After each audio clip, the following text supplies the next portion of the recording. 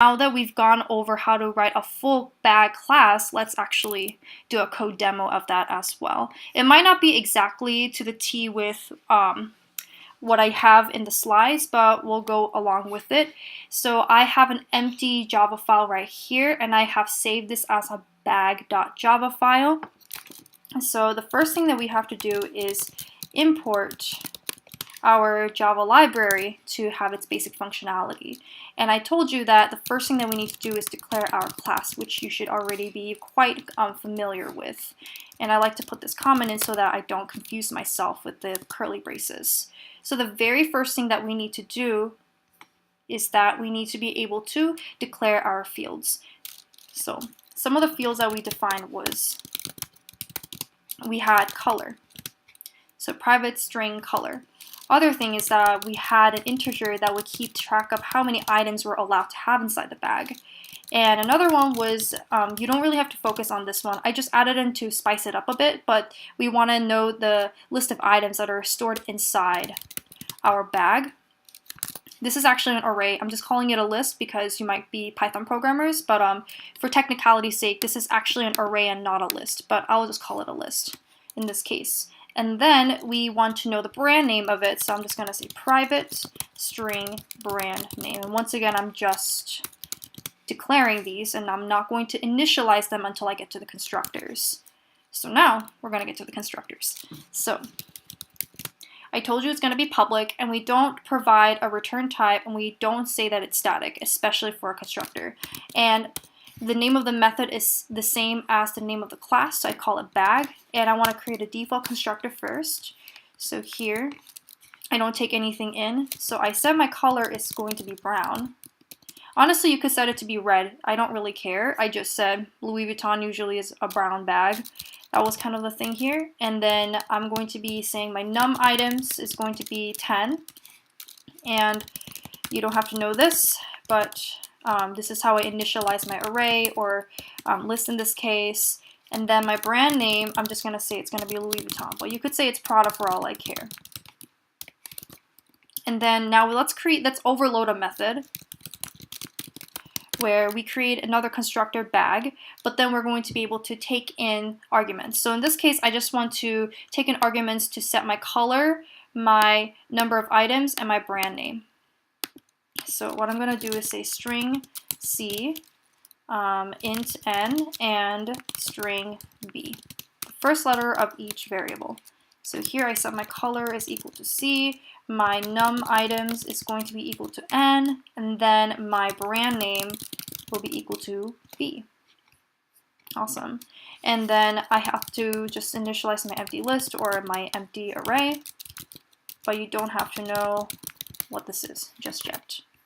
So I have now declared my field, and now I have initialized my field. So when you are writing the methods for like getters and setters and such, a lot of the times what students kind of get confused with is like, okay, but we don't really know what the values of these variables are. Well, what we do is like, we just assume that the users or programmers have already used these constructors and have already initialized these fields, and let's just assume that they do have some kind of value. We just don't know what it is because we're just creating the template for it. So first what we're going to do is create getters or accessors, which is like getting the value of these variables. So first, I'll just do it in order of how I have my fields. So first I'm going to create one for the color. So string get color. And you actually don't have to call it get color. It's just like the default, like the common practice is that. You could have called it access color for all we care, but I just like to say get a color because it's easier. And all I'm doing is I'm returning the value of color by just saying return color.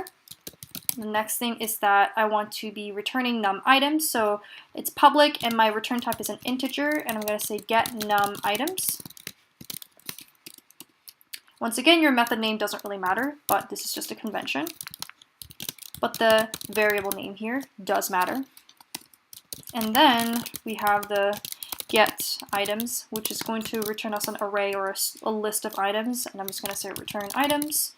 And then here we want to return brand name, so public, so it's a string for the return type because this is a string.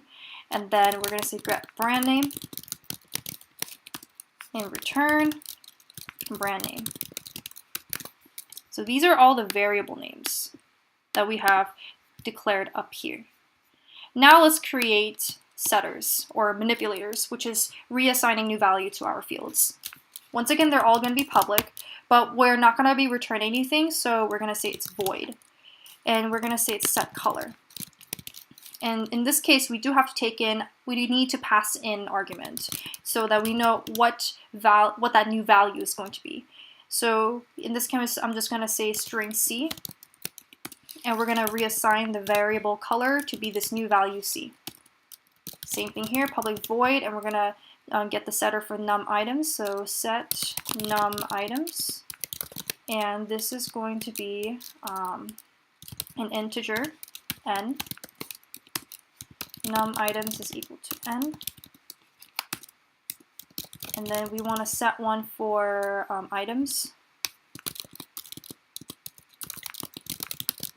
Honestly, this one doesn't really matter, but I'm just going to do it anyways. I don't really care.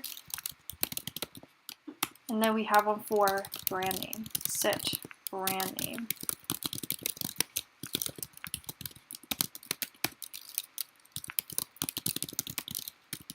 Okay. And what I want you to notice, like just good coding practices, is that when you are working with method names, is that you lowercase the first letter in this word, and then you capitalize the first letter in the second word. So get color, and as you can see, it's kind of like the same thing here, lowercase this one, uppercase, uppercase. It's just easier to read. That's just kind of like the convention. And I could have written the other additional methods that I showed you, and this is actually the one that I was working with. And I have written them out, and I will be pushing this onto the GitHub repo.